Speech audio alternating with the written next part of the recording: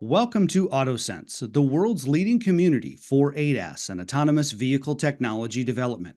We create best-in-class events, training, and information for the purpose of connecting the global community of scientists, engineers, and other automotive industry experts. Today, we're speaking with Oliver Tyson, Manager of Product and Technology Offer at Immervision. And Oliver, welcome to AutoSens, and thank you for being with us, friend. Hi, Carl. Thanks very much. Oliver, get us caught up on the latest news. Tell us what you've been working on at Immervision most recently. Sure. So, as you know, Carl, Immervision's been exploring and leading the area of wide-angle vision for many, many years. We have extensive experience in many different verticals, from space exploration to security to drones and robotics, and most recently automotive. So what we've been working on hard and the last year is trying to explore more the benefits of bringing wide angle vision systems to automotive and how we can contribute to tier ones and OEMs and reducing their costs and providing better complete end-to-end vision systems for computer eyes.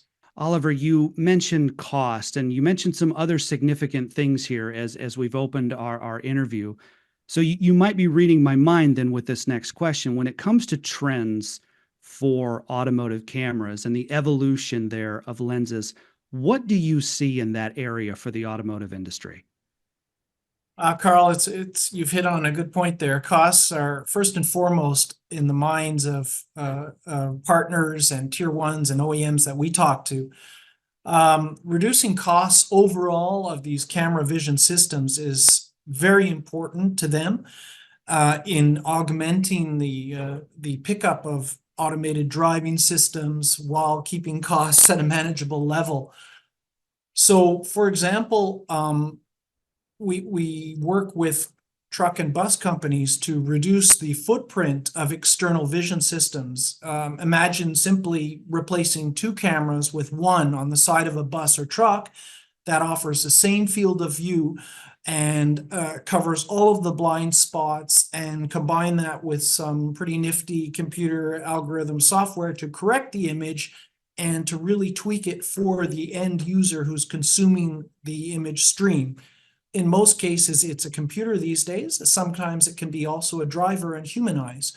So we've developed digital twin simulation system, which really takes into account the full end-to-end of the vision system as a whole. So instead of looking at requirements for just a lens, requirements for just a sensor, requirements for just an image signal processing software, we look at it as a whole and we model that within our own systems in order to try to tweak all of the components and pair the best components together for the end use case needs.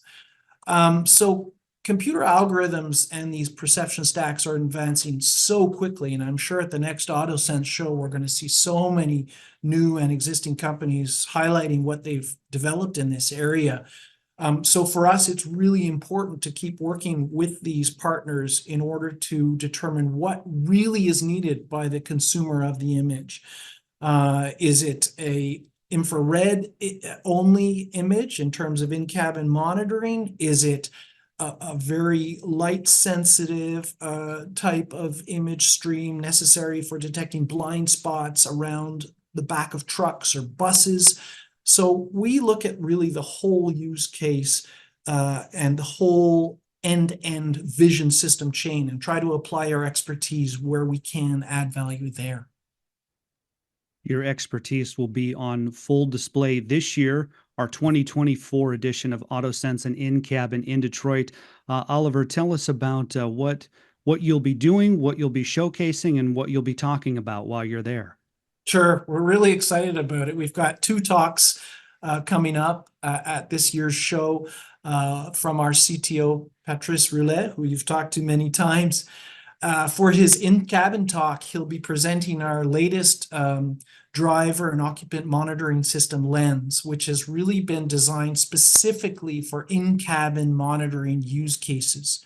So what we've done, we've talked to many different component makers, sensor makers, image signaling processing software makers, tier ones, and OEMs to gather all of the requirements and put them into our simulation digital twin design system tools, which I mentioned.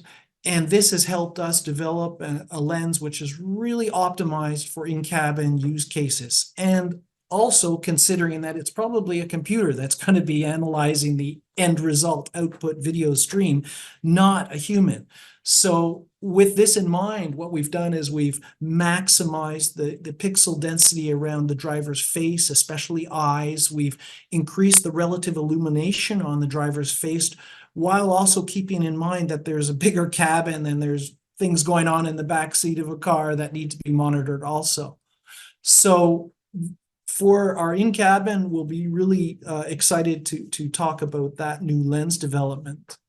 At the second talk, the AutoSens talk, we'll be talking more about the simulation digital twin services that we offer and we use ourselves in order to design the best lens, pair it with the best sensors for the use cases that it's being designed for. So what Patrice will present is really getting into a deeper dive about how this digital twin simulation service can benefit OEMs and tier ones in reducing the time to market instead of going through multiple rounds of creating sample lenses, pairing them with a certain sensor, doing tests in the lab, going back to the manufacturer. We can do this all virtually through our simulation design stream. So this would be really interesting, I think, for attendees at both conferences. And we look forward to meeting people and talking more at our booth about these topics.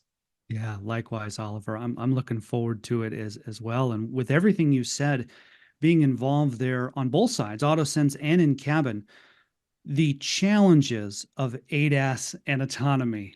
And when we consider that conversation, we talk about what does it take to have consumer adoption? What do you see right now are the main challenges when it comes to this wider adoption of ADAS and automated driving? Well, costs, as mentioned before, is first and foremost cost. Computer vision perception engines are advancing at light speed, and the software can be updated over the air in a car. So during the life cycle of a car, 8 to 10 years, typically, that software can be updated, as often as the OEM decides is feasible and present new features to the user of that car. So when a car maker is choosing or designing hardware to go into that car at manufacturing, before it leaves the assembly plant, it has to have hardware that's going to be, valuable and not need replacing or maintaining during the entire life cycle of that car, even though the software that is using it will be updated regularly.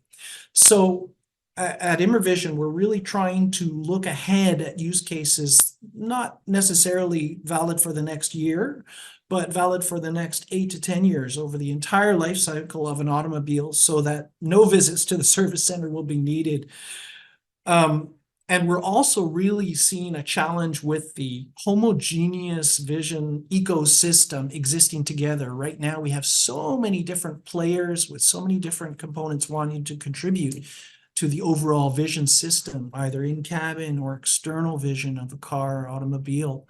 And there isn't a common language to talk about, let's say, image requirements for a computer vision system. Often lens manufacturers and will talk about pixel density and relative illumination. Sensor makers will talk about their own set of parameters, and software image correction algorithm makers will talk their own language. So at Immervision, through our digital twin simulation services, we're really trying to create a common language of requirements so that we keep the cost down on an overall system and don't over-engineer one component. For example, putting the most expensive lens on the market when a computer vision system at the end may not require that. So I think these challenges are first and foremost in OEM and Tier 1's minds right now. But we're also trying to think down the line, 5 to 10 years, what will be the challenges faced then when new requirements, new regulations come into effect in this really fast-moving area.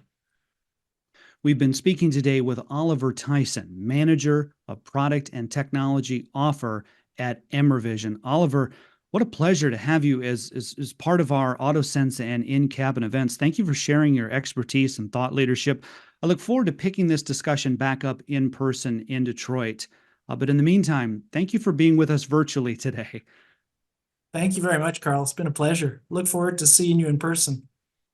For more information on Immervision, see the links in the description. And to find out more about our upcoming events, you can also see the links in the description or visit auto-sense.com. That's auto-sense.com. And for more in-depth interviews like this, subscribe to the AutoSense YouTube channel and follow AutoSense on LinkedIn. In Detroit, on behalf of AutoSense, I'm Carl Anthony.